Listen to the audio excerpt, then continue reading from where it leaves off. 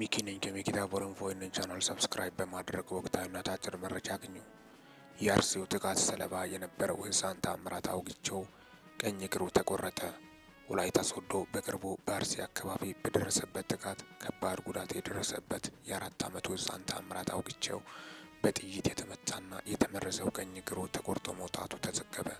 ህፃን ታምራት አውጋቸው በወላይታ ሶዶ ከተማ በሚገኘው ክርስቲያን ሆስፒታል ውስጥ ሲታከም ቆይተዋል። የሆስፒታሉ ሐኪሞች እግሩ ሳይቆረጥ ለማዳን የሚያስፈልጉትን ሕክምናዎች ሁሉ ለማድረግ ከፍተኛ ጥረት ቢያደርጉ ሙከራው አልተሳካም። ህፃኑ የደረሰበት ጉዳት ከባድ ከመሆኑም በላይ ህመሙ ለህይወቱ አስጊ የሆነ በመምጣቱ ምክንያት እግሩን ለመቁረጥ ወሰኑን ምንጮች አስታውቀዋል። ህፃኑ ታምራት አውግቸው ቀኝ እግሩ የተቆረጠው ጥቅምት 26 ቀን 18 እንደሆነ ለማወቅ ተችሏል። ፈጣሪ አምላክ ምሕረቱን ይላክለት። ህፃኑ ታምራት ከዚህ ፈተና በኋላ ሙሉ ጤንነቱን በፍጥነት እንዲያገኝና በሰላም እንዲያድግ እንመኛለን። በጣም አስቸጋሪና ከባድ ጊዜያት እያሳለፈ በጣም ዓለም ላይ አስቸጋሪ ጊዜያት ከሚያሳልፉት መካከል አሁን ይህ ታዳጊ ወይም ህፃን ነው። ቤተሰቦቹ ላይ የደረሰበት በደል አልፎም ደግሞ እሱ ላይ የደረሰው ቤተሰቦቹን እንግዲህ በግድያ ምክንያት ያጣ ህፃን ነው። እጅግ ልብ ሰባሪና ለማመንም ለመስማትም ከባድ ታሪክ ነው የተፈጠረው። እጅግ አሳዛኝ ነው። ብቻ እግዚአብሔር ምሕረቱን ያወርድልን። በሌላ መረጃ እጅግ በጣም አሳዛኝና ልብ የሚነካ ዜና ነው። ልብ የሚሰብር ዜናና የማያልቅ መከራ ያሳዝናል። የአፋር ክልል ኮሚኒኬሽን ቢሮ ባወጣው ማምሻውን መግለጫ በክልሉ ጦርነት እንደተቀሰቀሰ ገልጿል። በእርግጥም ኢትዮጵያውያን ያልታደልን ህዝቦች ነን። ሌሎች ሀገሮች እንዴት ሀገራቸውንና ህዝቦቻቸውን የኑሮ ሁኔታ ማሻሻል እንደሚችሉ ሲያስቡ፣ እኛ ግን በተቃራኒው በየጊዜው ልክ እንደ እግር ኳስ ጨዋታ ጦርነት መክፈትና መጀመር ልብ ይሰብራል። በአፋር ክልል እንግዲህ የተፈራው ጦርነት ነው የተጀመረው። የመረጃ ምንጮቻችን እንደሚሉት ከሆነ በአሁኑ ሰዓት እንግዲህ የህወሓት ታጣቂዎች ናቸው የተባሉት ናቸው ውጊያውን የከፈቱት። በዚሁ ምክንያት እንግዲህ እንደምታወቀው የኢትዮጵያ መንግስትና የህወሓት መንግስት ወይም ከዚህ በፊት ህወሓት እንግዲህ ስልጣን ላይ በነበረበት ኋላ ደግሞ በፕሪቶሪያ ስምምነት ምክንያት ህወሓት ከመንግስት ጋር ሰጣ ገባ ውስጥ ገብቶ ነበረ። በዋናነት በእነዚህ ባለመግባባቶች ነገሮች ወደ ግጭት በጣም ይገባሉ ተብለው በርካቶቹ ስጋታቸውን ሲያስቀምጡ ነበር። ሌት ከቀን ነገሮች ይፈታሉ ሲባል እየተባባሱ አልፎም ደግሞ የኤርትራ ወደብ ጥያቄም ነበረ። ኤርትራ ደግሞ አተኛም በዚሁ አጋጣሚውን መጠቀም ትፈልጋለች። ህወሓትና ኤርትራ ተጣምሯል የሚባል ነገር ነበረ በሰዓቱ። በአፋር በኩል ለምንድን ነው ጦርነት መክፈት የተጀመረው? በርካቶቹ ስጋታቸውን ሲያስቀምጡ ነበረ። በአፋር ቡሬ አካባቢ ለአሰብ ወደብ ቅርብ እንደነበረና ምጽዋና አሰብ ወደብ ደግሞ የአፋር ግዛት እንደነበሩ በማሳት የአፋር ወይም ቀይ ባህር ነጻ አውጪ ቡድን በአፋር ላይ ሲሰለጥን መቆየቱም የሚታወስም ነው።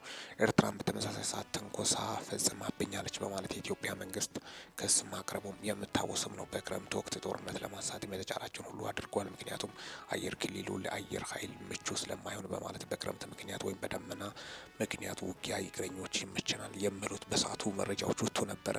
አሁን ግን ከትግራይ የተሰማው መረጃ ወደ አፋር የህወሓት ታጣቂዎች ከዚህ በፊት እንደምታወቀው የትግራይ ታጣቂዎች ለሁለት መከፈላቸውም የምታወቅም ነው። ያለ መግባባቶች ተፈጥሮ ነበረ። አሁን ወደ አፋር ክልል የህወሓት ኃይሎች ዘልቆ ገብቷል የሚባል ነገርም ነው። እስከ መቼ ነው ከጦርነት የማንማረው? እስከ መቼ ነው እርስ በርስ የምንታኮሰው? እስከ መቼ ነው እርስ በርስ የምንጋደለው? እስከ መቼ ነው ኳስ ሜዳ እንደተባለ እውነትም ኳስ ጨዋታ ሆነ እኮ እኛ ጋር ምንድነው ለክፋት ቅርብ የሆን ነው? ለምንድነው ለልማት ቅርብ የማንሆነው? ለምንድነው ለሰው ትሁት ለሰው ፍቅር የማይኖረን? ፍቅር ከሌለ ምንም ማሸነፍ እንደማይቻል ጭምርም ሁኔታዎችም ቅዱሱ መጽሐፍ የሚያስረዳል።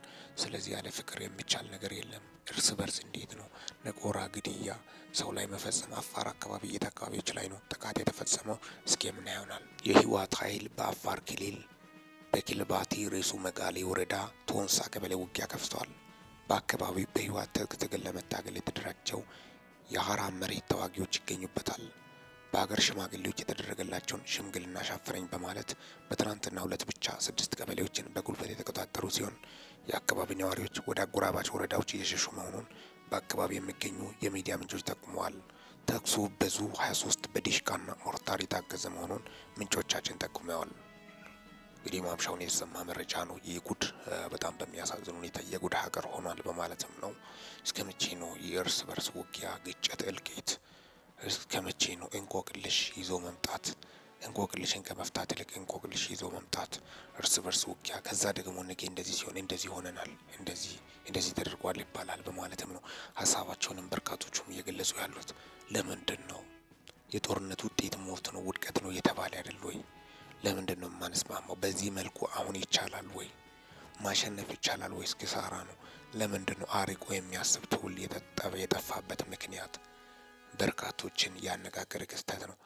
ሀገሪቷ በጣም በሚያሳዝን ሁኔታ ቁልፍ ቦታ የያዙ ሰዎች ከየት መጡ የማይባሉ በትምህርት ደረጃም በእውቀት ደረጃም ከሁሉ ነገር ወደ ታች እንደሆኑ፣ ይህ ደግሞ መርገምና ቁጣ እንደሆነ የጀመረም ነው። እቃ የሚጫወቱት ሰዎች እጅ በጣም በሚያሳዝን ሁኔታ በየቦታ ቁልፍ ቦታ ላይ የተቀመጡት አሁን በጣም የቀድሞ የህወሓት አመራሮች አሁንም ከጦርነት እንደማይታቀቡ በርካቶቹም ከፊላቸው ሀሳባቸውን ሳይነሱ፣ ሌሎቹ ደግሞ የህወሓት አመራሮች ናቸው ለእኛ የሚሻሉት አንደኛው መሪ እየተቸ እርስ በርስ እየተሰዳደበ ትውልዱም የሚቀጥልበት ምክንያት ምንድን ነው? እስከ መቼ ነው ይህ ነገር? አሁን እንግዲህ በዚህ አጋጣሚ ኤርትራ ጋር ደግሞ ግብጽ እጇን ለማስገባት ትሞክራለች። እዚህ ሀገር ውስጥ እርስ በርስ ግጭት አለ። ወደ አርሲ በጣም በሚያሳዝን ሁኔታ እንደሰማችሁት መግቢያ ላይ እንግዲህ የነበረው የህፃኑ እግር ጉዳይ፣ ቤተሰቦቹ ጉዳይ ደግሞ በጣም በሚያሳዝን ሁኔታ እየሞተ ያለው ሰው በጣም ልብ ይሰብራል። ከወደ ወለጋ እየተሰሙ ያሉት ከዚህ በፊትም አሁንም ሰላም የለም። ሁኔታዎቹ እንዴት ናቸው? ነገሮቹ ወዴት ነው? ነገሮችን ማርገብ አይቻልም ወይ? ሰላም ማስፈን አይቻልም ወይ? እንዴት ነው ነገሮችን መፍታት የምንችለው? በጋራ ውይይት ለምን አይሆንም? በመነጋገር ለምን አይሆንም? በተሻለ አማራጭ ምሁራኖች ተቀምጦ ለምን አይወያዩበትም? ምሁራን እንደ ሀገር አለን ካሉ የት አሉ? እነሱ ራሳቸው የት አሉ? ጥበብ ካላቸው የት አሉ? ያለ ጦርነት መፍትሄ የሚመጣበት ጉዳይ ከሌለ ታዲያ ምን ሆነ ምሁር የተባሉት? ታዲያ መፍትሄ ያስፈልጋል። ያለ ጦርነት አቅጣጫዎችን ማስቀመጥ ይቻላል። ስለዚህ አንዳንዶች ደግሞ ይችን አጋጣሚ ተጠቅሞ ለማጋጋል የእርስ በርስ ግጭት መንግስትን ለመገልበጥ የሚሄዱበት መንገድም ነው። ይህ እንግዲህ ተቃውሞ ከድሮ ጀምሮ የተጀመረ ነው። ይህ እንግዲህ በጣም በሚያሳዝን መንግስትስ እስከ መቼ ነው የመንግስታዊ ግዴታን አይወጣም ወይ?